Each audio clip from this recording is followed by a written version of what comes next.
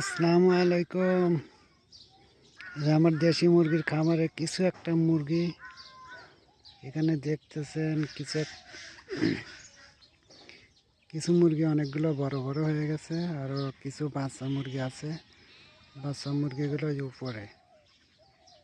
ওই যে উপরে বাচ্চা মুরগিগুলা এই মাটাকে বেঁধে রাখা হয়েছে। সবাই দোয়া করবেন খামারের মুরগিগুলোর জন্য। মুরগিগুলো এখনো ইনশাল্লাহ সুস্থ স্বাভাবিক আছে।